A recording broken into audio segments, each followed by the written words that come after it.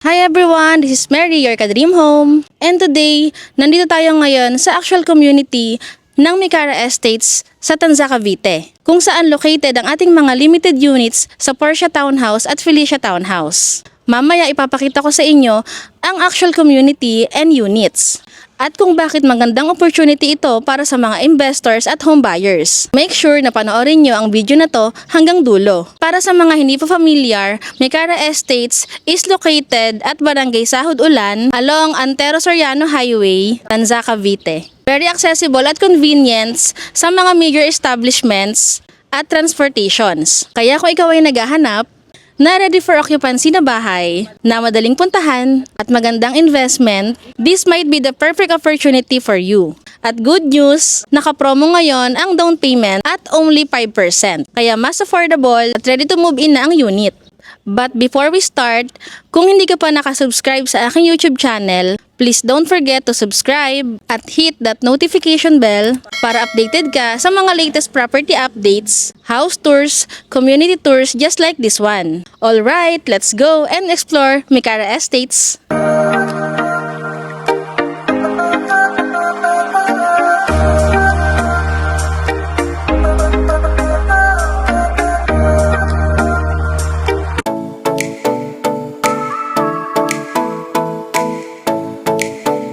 Ngayon naman, ikot tayo ng konti dito sa community ng Mikara Estates para makita nyo kung ano na ang itsura ng paligid. As you can see, may mga nakatira na rin dito sa community. Kaya talagang unti-unti na siya nagiging lively at established na neighborhood. Makikita rin natin na may ilang homeowners na nakapagpa-improve na ng kanilang mga bahay, which is a good sign na talagang nagsisettle na ang mga residents dito. Maganda rin dito sa Mikara Estates dahil meron na tayong clubhouse na pwedeng gamitin ng mga homeowners for small gatherings, events, or even relaxation. And the good thing, walking distance lang ang clubhouse mula sa mga units natin, kaya very convenient siya para sa mga future residents. So overall, makikita nyo na growing na talaga ang community. May mga families nang nakatira, may mga bahay na rin na-improve, at may mga amenities na rin na pwede magamit ng homeowners.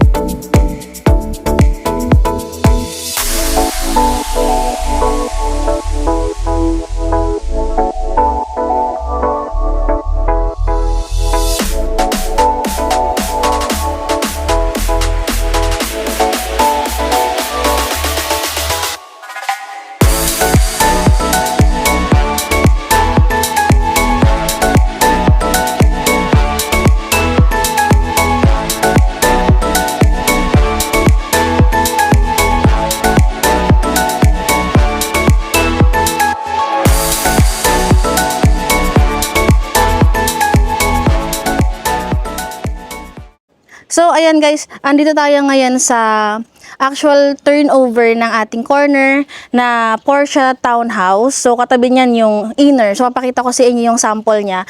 Unahin muna natin yung corner. So, upon turnover, yung mga available kasi natin na Portia na corner and ayan, Portia Townhouse na corner, meron siyang gate. So, may fence and gate na yan nakasama. Then, ang actual turnover niya is ganito. So, meron na po siyang pintura, may kasama na rin yan sa loob na mga partition sa room. So, papakita ko sa inyo sa virtual tour yung actual turnover niya. Then, ang kagandahan sa mga corner, malaki yung lot mo. So, usually, nag-i-start yung lot area niya ng 70 square meters and above. Then, upon turnover, pwede nyo yan ipa-extend. Since meron na kayong fence and gate, ang gagawin mo na lang, kung gusto mo siyang ipa-extend, pwede mo siyang i-expansion sa harap, tsaka dito sa may gilid. So, pwede ka pang makagawa ng mas malaking space mo sa unit mo. Yun yung advantage ng mga corner.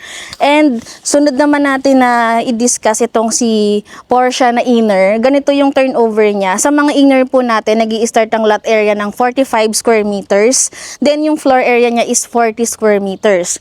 So ganito yung magiging, ganito yung unit na matatanggap nyo upon turnover kapag nag-inspection na po tayo. So ang maganda naman din po sa mga inner, malaki pa rin po yung mga lot natin sa harap. Pwede nyo rin yan ipa-extend. So mas mapapalaki nyo pa yung unit nyo. So magpapakita ko mamaya ng mga sample na sample extension or mga nagpa-improve na Porsche unit dito sa community para magkaroon kayo ng idea kung ano ba yung pwede nyong gawin sa mga units like corner, kung inner or kung end lot. So ayan, ganito yung ano niya, as delivered unit. Same yan, may mga pintura na rin, pre-painted na rin yung loob, may partitions na rin sa room. So ipapakita ko sa inyo sa virtual tour yung pinaka-actual turnover inside para magkaroon kayo ng idea. So yung next naman po natin is yung end lot. So may papakita ko sa inyo kasi actually dito kami sa community ngayon, meron akong nakita na isa na end lot na sample na ongoing yung construction. Papakita ko sa inyo yung itsura niya. So ito yung sample ng end lot na perimeter. So yung mga perimeter natin guys, ibig sabihin wala siyang mga katalikuran. So ito yung sample natin. Ayan. Ganyan yung turnover ng mga end lot natin. So ang maganda dyan, bukod sa nakita nyo yung sample ng corner kanina tsaka inner, ang pinagkaiba naman niya, ito is end lot. Pero still, ang advantage natin dito, may space ka pa sa gilid. Pwede nyo rin siyang cover ng fence and gate, tapos extend sa harap. Then same lang siya ng turnover inside yung napakita ko sa inyo sa virtual tour. So nasa sa inyo na lang guys kung ano yung pasok sa unit na gusto nyo, like kung corner, inner or yung end lot. Lahat naman yan may mga advantage po sa atin, like pwede nyo siyang ipa-extend. And papakita ko rin sa inyo yung isang sample ng improved na end lot unit. So for the meantime, ito kasi isa sa nakita ko na gagawin. So ito napalagyan na siya ng ng bakod. Sa kapitbahay niya is inner. So ayan, ganito yung magiging niya, turnover. So sa mga end lot naman po natin, hindi lang siya ganito yung size. So pwede pang mas malaki yan, depende sa availability sa inventory. Yan. So ayan, samahan niyo akong maglakad-lakad ngayon dito sa Porsche community para makita niyo kung ano ba yung daily living na meron dito sa Meycara Estate, especially dito sa Porsche community. So ayan guys, kasama ko nga pala yung team. Nag-TikTok muna sila while natapos na nila yung mga contents na ginagawa nila. Then ayan, pakita ko muna sa inyo yung mga sample na mga bahay from corner, inner and end lot na nakapagpa-improve na para magkaroon kayo ng idea. So simulan natin dito. Ayan. So ayan, ito yung mga sample ng corner lot na napalagyan na ng mga fence and gate. Then, ito po yung ating mga Porsche unit na noon nagsimula lang din sa walang fence and gate, walang improvement. Pero ngayon ito mga nakapagpa-improve na. Ayan. Then next naman is yung mga inner. Pakita ko rin sa inyo. Sa inner lot, ganito yung sample. Yan, yung ibang mga nakapagpa-improve na. So, ito yung community ni Porsche. Ay, ito, maganda to. Ang ganda nito. Ito yung isa sa nakita ko kanina na corner lot na tumatak sa ko. Sa isip ko, ang ganda kasi ng design. So, very aesthetic tsaka minimalist. Lalo yung kulay kasi brown. So, ang ganda nung combination ng color. Yan. Then, ito naman, yung iba, ito ongoing yung pagpapa-improve. So, soon kayo din, ganito rin yung magiging setup nyo kapag naka-move in na kayo. Ayan, actually dito sa sa ibang part ng Porsche, yung iba hindi pa nakaka-move in. Usually kasi yung iba dito mga OFWs eh. Then, yung iba naman po, yung iba nagpaparent, yan. Pero still, swerte sila kasi nakakuha sila ng mga unit dito sa Meycara Estates. And, ayan, happily living na rin sila dito kasama yung family nila. So, kayo na yung next. So, ito naman yung ibang mga Porsche townhouse natin. Ito yung mga inner. Tapos ito end lot naman to.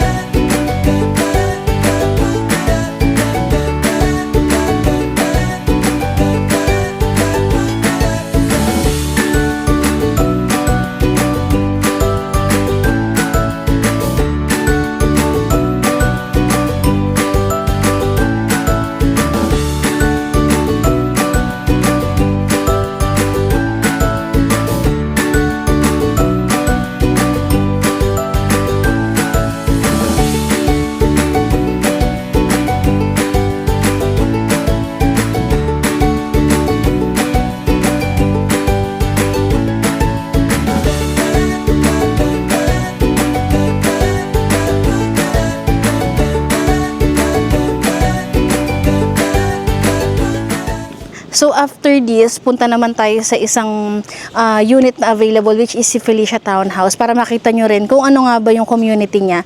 Papakita ko rin sa inyo kung ano yung itsura ng Felicia Townhouse natin. So yun yung merong 50 square meters na lot area and 50 square meters na floor area.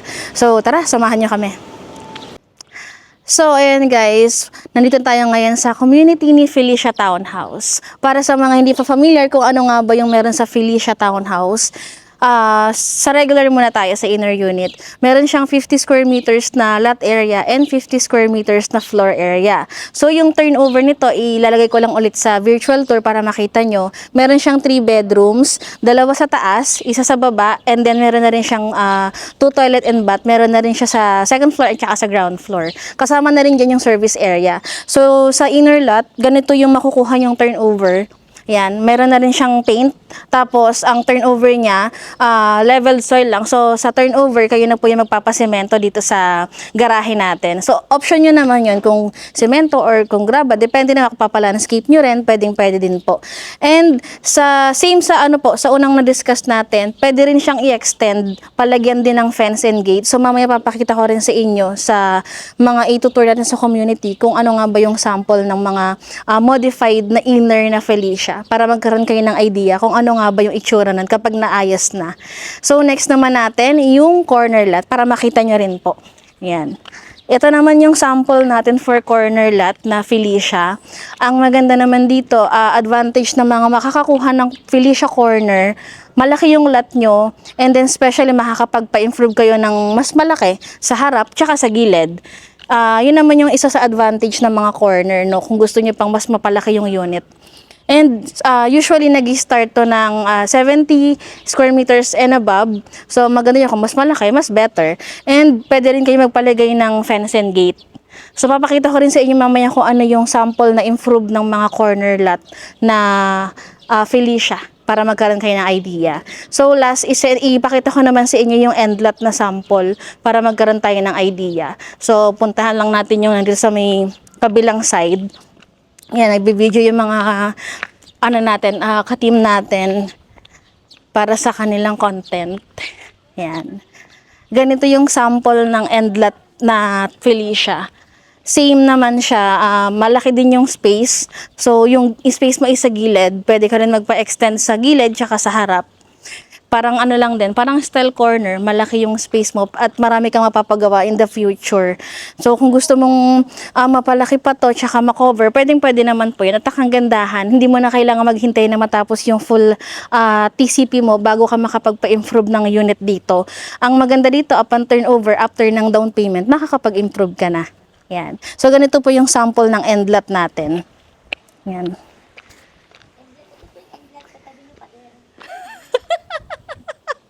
Tama naman. Pader naman talaga yon. Kasi ano siya eh.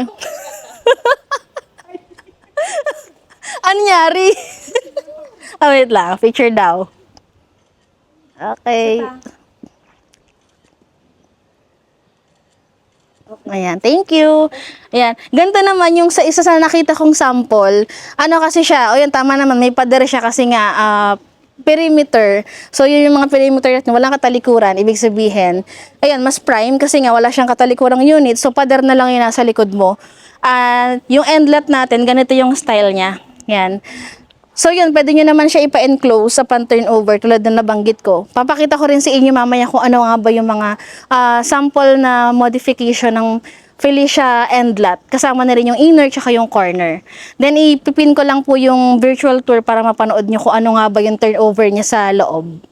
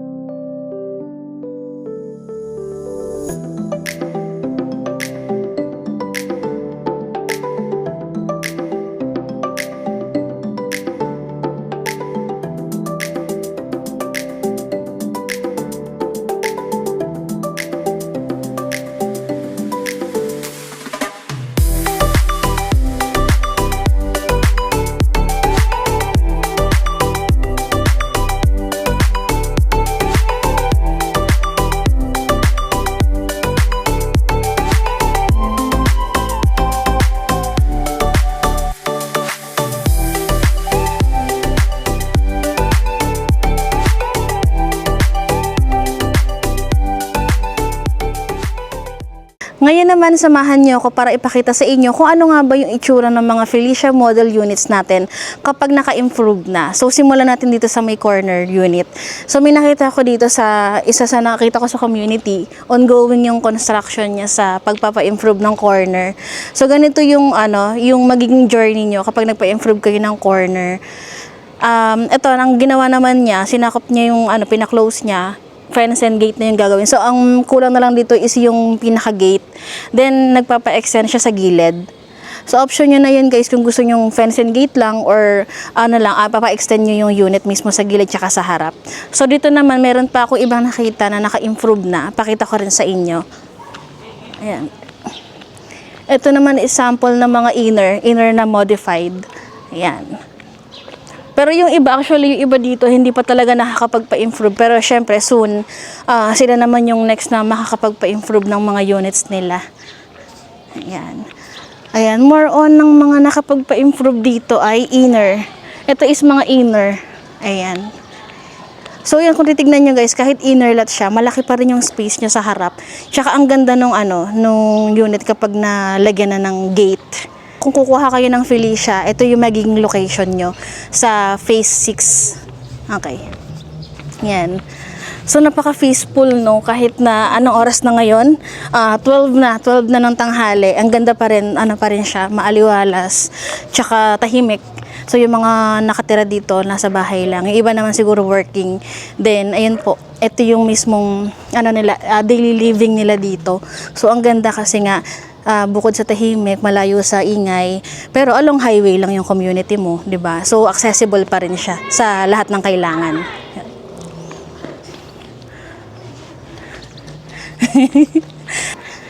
So yun, ito yung highlight ng ating Felicia Townhouse. Very quick na tour, pero still makikita nyo siya, mafe-feel nyo kahit sa video na talagang tahimik.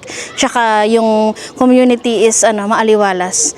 Tsaka yun, mahangin dito kahit tanghaling tapat. Ayan, 12:90 ng tanghali. Kaya makikita natin na yung community natin, hindi lang siya puro bahay, more on, may mga puno din talaga sa community. Yun yung minamaintain din po natin dito. Kaya fresh air yung natatanggap ng mga natin, homeowner. So, ayan guys, hello.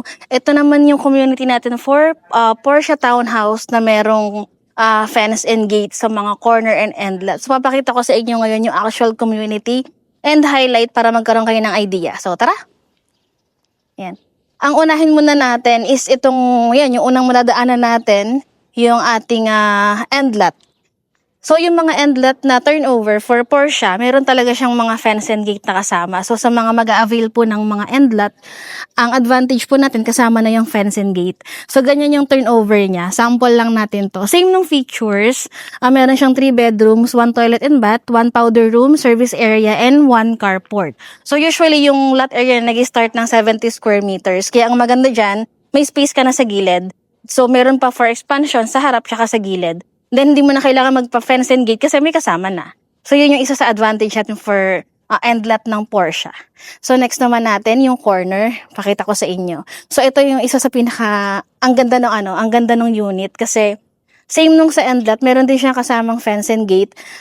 So, ganito yung magiging turnover niya sa loob, pagkapasok natin. Ganito yung, sobrang laki ng lupa. Ito yung isa sa sample ng corner lot na ang laki ng lot. So, estimate ko dito siguro nasa 100 plus yung lupa. Tapos, yung turnover niya sa floor area is 40 square meters. Panalong-panalo ka dito kasi bukod sa may fence and gate ka na, corner ka pa, ang papagawa mo na lang extension sa harap tsaka sa gilid. Yan. Kaya kung mag-a-avail ka ng corner, ganito yung turnover natin.